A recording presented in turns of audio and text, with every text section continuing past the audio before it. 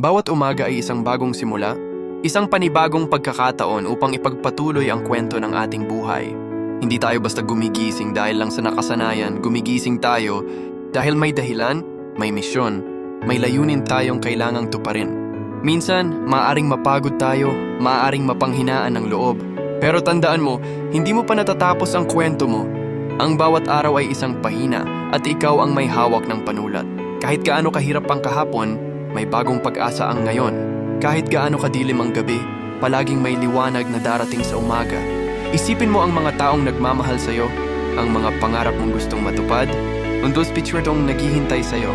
Huwag mong hayaan na masayang ang araw na ito sa panghihinayang o takot. Sa halip, bumangon ka na may tapang at pananampalataya dahil ang bawat hakbang mo ay patungo sa mas magandang bukas. At kung sakaling dumating ang araw na pakiramdam mo'y wala nang saysay ang lahat, alalahanin mo ito, hindi ka nag-iisa. May dahilan kung bakit ka nandito, may halaga ang bawat hininga mo, at may naghihintay na magandang kwento sa unahan. Kaya bumangon ka, huminga ng malalim, at ipagpatuloy ang laban. Dahil sa mundong ito, may isang bagay na siguradong totoo. Ang buhay mo ay may kahulugan, at ikaw ang magpapasya kung paano mo ito isusulat.